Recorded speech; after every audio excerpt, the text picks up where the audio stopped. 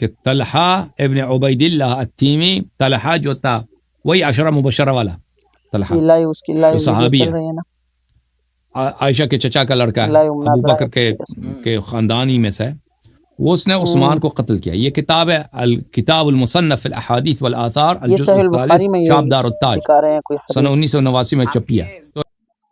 السلام علیکم دوستو، آج کی ویڈیو میں ہم آپ کو دکھائیں گے حسن العیاری کا وہ بیان جو کہتے ہیں کہ حضرت عثمان کو شہید کرنے والا حضرت طلحہ ہے، جس کا نام عشرہ مبشرہ میں آتا ہے، حضرت طلحہ کا کہہ رہا ہے۔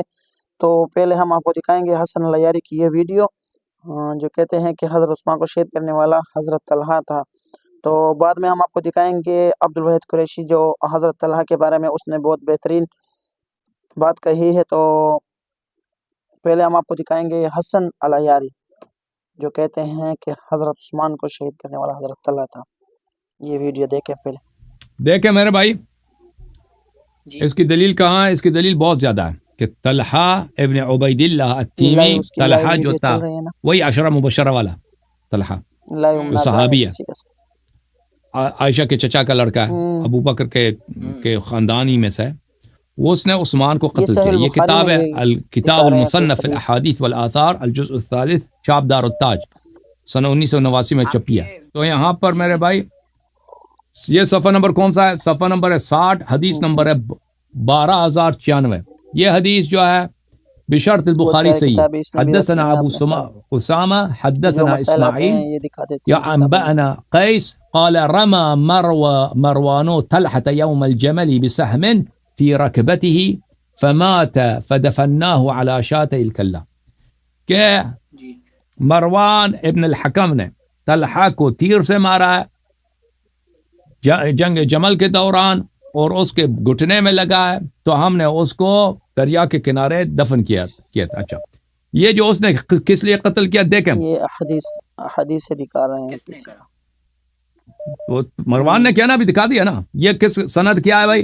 ابو اسامہ انبأنا اسماعیل انبأنا قیس، یہ بخاری کی سند ہے۔ ملاحظہ فرمائیے، یہی حدیث بخاری میں، صحیح بخاری صفحہ نمبر 606 معاف کی 606، حدیث نمبر 2531، حدثنا ابو اسامہ حدثنا اسماعیل عن قیس۔ یہ پس پر یہ پتہ چلا یہ سند بخاری کی سند ہے، ٹھیک ہے نا۔ اچھا، ملاحظہ فرمائیے، پھر اسی کتاب مصنف میں الکتاب المصنف فی الاحادیث والآثار جزء السادس، چاپ دار التاج، یہاں پہ صفحہ نمبر 190، حدیث نمبر 30578۔ حدثنا وکیع عن اسماعیل عن قیس، یہ بھی وکیع جو ہے رجال مسلم میں سے، اسماعیل عن قیس، یہ تو بخاری کی ہے سند بشرط بخاری اور مسلم۔ کان مروان مع طلحة یوم الجمل فلما اشتکت الحرب، مروان طلحہ کے، یہ سوے کے لشکر میں تھا نا، عائشہ کے لشکر میں، تو یہ اس کے ساتھ تھا کہ لشکر میں جب جنگ چڑھ گئی ہے، جب لشکر آمنے سامنے ہو گئے، جنگ شروع ہو گئی ہے، قال مروان لا اطلب بثأری بعد اليوم، آج کے بعد میں اپنے انتقام کو کہیں نہیں ڈھونڈوں گا، آج ہی میں نے انتقام لینا۔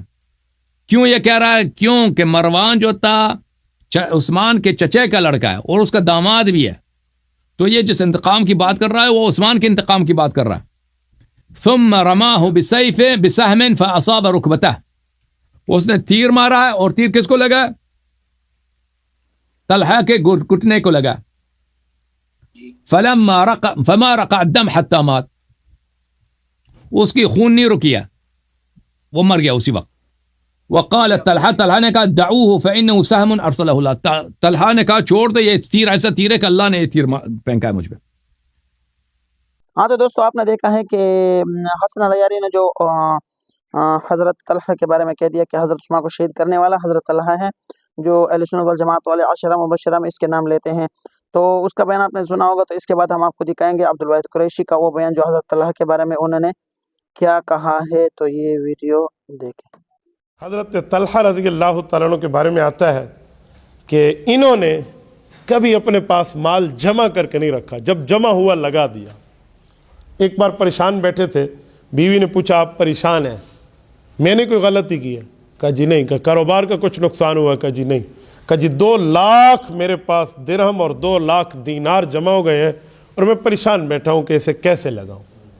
میں نے اسے خرچ کرنا، میں نے جمع کر کے مال نہیں رکھنا، اگر میں نے جمع کر کے رکھا کیا فائدہ، تو لہٰذا اسے کسی طریقے سے لگاؤں. اسی دن کے اندر بیٹھ کے انہوں نے غرباء کی ترتیبیں بنا کے دور تک سب کو لوٹایا. شام تک اس پیسے سے فارغ ہو چکے تھے. آپ اندازہ لگا کیوں؟ مال جمع کر کے بندہ رکھے اور نہ اس کی زکوٰۃ دے نہ اس کا صدقہ دے اور اس پر سانپ بن کے بیٹھے. تو قرآن کہتے ہیں الذی جمع مالا وعددہ، کس نے مال جمع کیا اور کاؤنٹنگ کی، عددہ تعداد معلوم کر کے رکھی، یحسب ان مالہ اخلدہ، اس نے اسلام کا حصہ نہ نکالا اور یہ سوچا کہ مال ہمیشہ رہے گا. کلا، ہرگز نہیں ہے، یہ چھوڑ کے جائے گا، اس کے ورثاء نے کھانا ہے، اس کو نہیں ملے گا. اس کا وہ ہے جو اس نے کھا لیا پی لیا اور اپنی جان پر لگا لیا، ورنہ تو کس چیز کا. تو یہ اس طرح دین کے معاملات میں لگا دیا کرتے تھے اور اپنی غذا اور اپنا لباس بہت سادہ رکھتے، اس میں کوئی تکلف نہیں ہوتا تھا. میانہ قد کے انسان تھے، پست قد اتنا نہیں تھا، قدر بلند تھا، سرخ و سفید ان کے چہرے کا رنگ تھا، سینہ چوڑا اور پرگوشت ان کے ہاتھ تھے، لیکن ان میں ایک ہاتھ رسول اللہ صلی اللہ علیہ وسلم کے دفاع میں شل ہوا تھا. اور رسول اللہ صلی اللہ علیہ وسلم سے ان کا تعلق شاید کہ پوری تاریخ صحابہ میں کوئی ایک صحابی ایسا ہو جس کو اتنی نسبتیں حضور سے رشتے میں ملی ہوں. یہ 4 حیثیتوں سے رسول اللہ کے ہمزلف ہیں. نہیں سمجھے؟ رسول اللہ صلی اللہ علیہ وسلم کی 4 بیویوں کی 4 بہنیں، مختلف بیوی کی مختلف بہنیں ان کی بیویاں ہیں. تو یہ 4 مرتبہ رسول اللہ کے ہمزلف ہیں.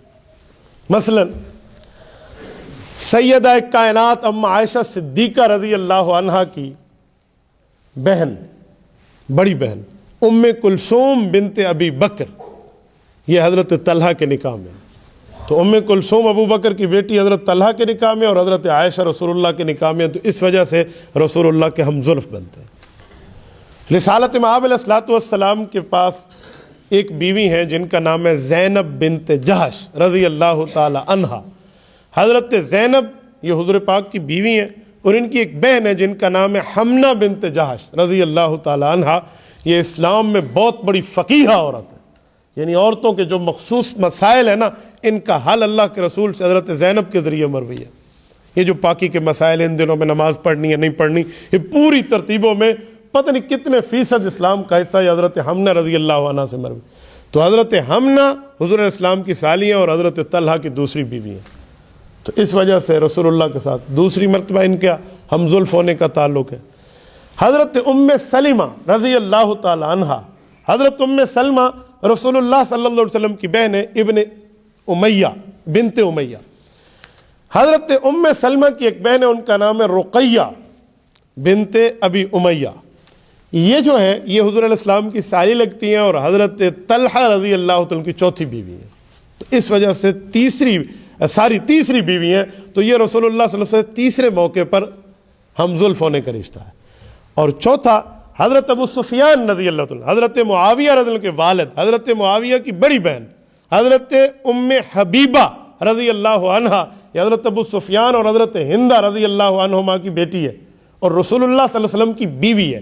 اس حساب سے حضرت ہندہ اور ابو سفیان رضی اللہ عنہما حضور علیہ السلام کے ساس و سسر لگتے ہیں اور حضرت معاویہ رضی اللہ عنہ رسول اللہ کے برادر نسبتی برادر لا لگتے ہیں، یعنی حضور کے بچوں کے ماموں.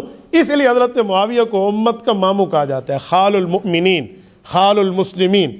یہ ان کی بہن ام حبیبہ آپ علیہ السلام کی بیوی اور ام المؤمنین ہے.